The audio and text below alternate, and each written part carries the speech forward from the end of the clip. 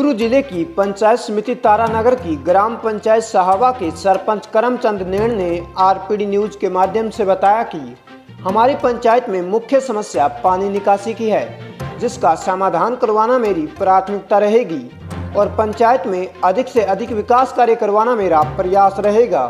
तो आइए जानते हैं बिरबल कड़वा के साथ विशेष बातचीत में सरपंच करमचंद नेण के अपनी पंचायत में विकास और समस्याओं के प्रति विचारों को। आरपीडी न्यूज से मैं बिरबल कड़वा और आज हम पहुंचे हैं ग्राम पंचायत सावा, पंचायत समिति तारानगर, जिला चूरू। यहाँ से जो सावा से जो नवनिर्वाचित युवा सरपंच बने हैं करमचंद जी नेण, उनसे मुलाकात करने जा रहे हैं कि ग्राम पंचायत की आधारभूत समस्या क्या है, क्या एजेंडे हैं, गांव के लोगों ने इन्हें मान सम्मान दिया और इस पद पे आसीन किया है। युवा सरपंच होने के नाते युवा है और ओजस्वी है, इनके क्या विचार है पंचायत के प्रति, क्या परिवर्तन चाहते हैं। तो विशेष बातचीत सरपंच महोदय से। सरपंच साहब नमस्कार। धन्यवाद साहब। तो सरपंच साहब पहले भी किसी पद पे रहे हो या फर्स्ट टाइम इस पद को हासिल किया? मेरा फर्स्ट टाइम है। जी जी। पहले परिवार में पुराने में परिवार के अंदर पहले भी कोई राजनीतिक क्षेत्र में या? पहले 1995 से 2000 तक मेरे माताजी सरपंच रही हुई है जी। और उसके बाद मेरे पिताजी 2007 में तारानगर क्रय विक्रय सहकार समिति के चेयरमैन बने, कोऑपरेटिव बैंक के डायरेक्टर बने और 2010 में ग्राम पंचायत सावा के सरपंच बने और उसके बाद 2015 में चुनाव हुए। इस चुनाव में 15 वाला चुनाव हम हार गए और 2020 के चुनाव में सभी ग्रामवासियों ने हमें चुनाव जिताया। ये जीत पूरे गांव की जीत है और जो इसके लिए हमें मुझे जो काबिल समझा है मैं उनकी भावनाओं पर खरा उतरूंगा। जी जी। कुल मिला के आपके परिवार में पहले पिताजी रहे सरपंच, उसका आज रिजल्ट है, उन्होंने अच्छा काम करवाया, ये मानते हो आप?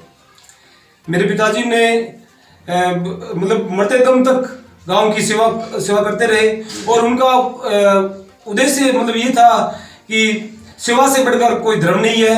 उन्होंने मेरे पिताजी ने गरीब को गणेश मानकर सेवा की। जी जी। सरपंच साहब जिस प्रकार से युवा अब की बार ज्यादातर देखने को मिला कि युवा सरपंच बन रहे हैं, जनता युवाओं पे भरोसा कर रही है, कहाँ तक सही? बिल्कुल मतलब आज के टाइम में लगभग मतलब पंचायतों में युवा सरपंच चुनाव जीत कर रहे हैं और हमारी तो पूरी पंचायत की सारी टीम युवा ही टीम है। जी जी। वार्ड पंच टोटल? हाँ, वार्ड पंच सारे सभी युवा ही हैं। जी जी। तो सरपंच गांव के लोगों ने आपको मान सम्मान दिया, इस पद पे आसीन किया, क्या एजेंडे है, क्या मुद्दे हैं? विशेष तौर से युवाओं की बात करते हैं, युवा बेरोजगार है, युवा नशे की तरफ जा रहे हैं, क्या योजना लाना चाहते हैं गांव के अंदर कि युवाओं को ज्यादा से ज्यादा लाभ मिले? हमारा मतलब हमारे गांव में मुख्य समस्या है, एक समस्या तो है पानी निकासी की। जी जी। पानी निकासी की समस्या है, उसके लिए हमने पूरे गांव का मास्टर प्लान तैयार किया है। तो वो तो धरातलीय समस्या है सरपंच साहब, बिल्कुल सावा की एक बहुत बड़ी विकट समस्या है। निकासी की समस्या का आज तक निदान नहीं हो पाया है। काफी बार हमने यहाँ पे देखा, बरसात के समय हम लोगों के मकान तक गिरे हैं, यहाँ तक के हालात देखे। लेकिन वर्तमान में जिस प्रकार से युवा क्रांति के बारे में क्या कहना चाहेंगे? युवाओं के लिए क्या चाहते हैं आप? युवाओं के लिए जो व्यक्ति मतलब जो युवा मतलब बेरोजगार है उसके लिए हम जो प्रधानमंत्री कौशल डेवलपमेंट योजना चल रही है उसको विकसित करेंगे और खेल के क्षेत्र में भी हम जो भी खिलाड़ी प्रतिभाशाली हैं उनको आगे बढ़ाने के लिए उनको समय समय पर सम्मानित करेंगे और जो भी मतलब खेल के हमारे पिछले पंचायत कार्यकाल में हमने खेल स्टेडियम का निर्माण करवाया गया उसमें जो मूलभूत कोई आवश्यकता होगी वो सारी सब चीजें हम डेवलपमेंट करवाएंगे। बिल्कुल, युवाओं को खेलों के प्रति जागरूक करना, उनके स्वास्थ्य के प्रति जागरूक रहना, ये एक मुख्य एजेंडा है। सबसे बात करते हैं अपने क्षेत्र की। किसान वर्ग बहुत ज्यादा है, 95% जो लोग हैं खेती पे डिपेंड है। क्या चाहते हैं किसानों के लिए? पंचायत की योजनाओं के हिसाब से मतलब जो भी जन कल्याणकारी योजना है किसानों को, जैसे उसमें किसानों को कुंड निर्माण की बात हो, चाहे वो कैटल शेड के निर्माण कार्य की बात हो और चाहे उनको खाद बीज की बात हो, हम उनको राज्य सरकार और केंद्र सरकार के द्वारा किसानों के लिए जो भी जन कल्याणकारी योजना है उसका ज्यादा से ज्यादा लाभ दिलवाएंगे। जी जी, बहुत अच्छी बात की। किसानों को सरकार के द्वारा प्रदत्त योजना है उसका लाभ प्रति किसान ले। सब बात करें क्षेत्र की तो यहाँ धरातलीय संरचना का भी एक यहाँ जो ग्रामीण क्षेत्र है और ढलान में है और यहाँ जो निकासी एक बहुत बड़ा मुद्दा है। क्या प्रोजेक्ट सोचा है और वर्तमान में युवा टीम किस प्रकार से आपका साथ निभा रही है और आगे सरकार से क्या आशा और विश्वास रखते हैं? हमने पूरा गांव का मास्टर प्लान तैयार किया है जी जी। और जो भी मतलब काम करवाएंगे पूरे मास्टर प्लान के मुताबिक करवाएंगे। अभी हमने जो हमारे गांव में जो बहालेरी मुख्य रोड है उस पर लंबे टाइम से पानी भरा रहता है, उसकी हमने स्वीकृति जारी करवा दी है।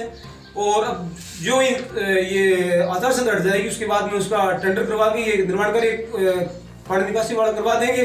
और उसके बाद मतलब गांव में जहां भी मतलब पानी भरता है उस पूरे गांव का हमने मास्टर प्लान तैयार करवा लिया है और हम योजना के मुताबिक काम करवाएंगे।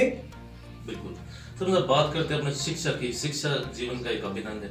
वर्तमान में या शिक्षा का एजुकेशन लेवल क्या है वर्तमान में, और आगे सरकार से क्या आशा और मांग रखते हैं? वर्तमान में जिस प्रकार से अपने बालिकाओं की बात करते हैं तो बालिकाओं को आज भी घर की चार दीवारी के अंदर रखा जाता है, उसको लेके क्या कहेंगे? देखो, शिक्षा की बात करें तो वैसे भी शिक्षा के क्षेत्र में हमारा गांव काफी अग्रणीय है। हमारे गांव में मतलब फिलहाल सीनियर स्कूल का तो मतलब उनका बालिकाओं का अलग स्कूल है और प्राइवेट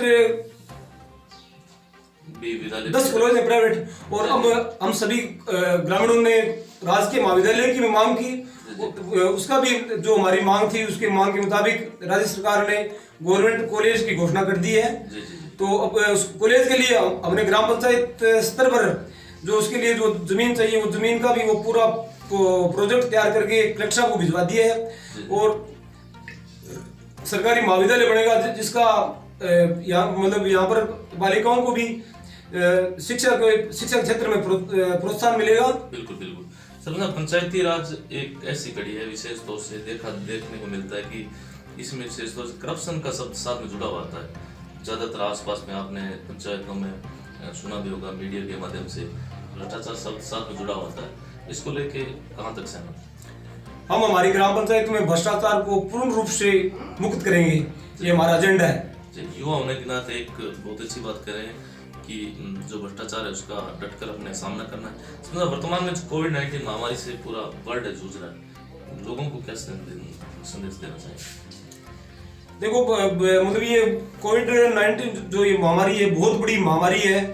इसमें मतलब जो भी मतलब जो केंद्र सरकार की राज्य सरकार की गाइडलाइन है उसका हमें पालन करना चाहिए। इसका मतलब बचाव ही उपाय है, तो इसमें हम सभी को सहयोग करना चाहिए। अगर हम हमारी जान सुरक्षित नहीं रहेगी तो फिर हम आगे क्या करेंगे? बिल्कुल। तो लोगों से ये गुजारिश है कि जो निश्चित आपसी जो निश्चित दूरी है वो विशेष तौर से बनाए रखें। सरपंच साहब का कहना है कि सरकार के द्वारा जो एडवाइजरी जारी की गई है उसका पालन करते रहें और हमेशा खुश रहें। धन्यवाद सर, आपने हमें समय दिए उसके लिए बहुत बहुत धन्यवाद। Thank you.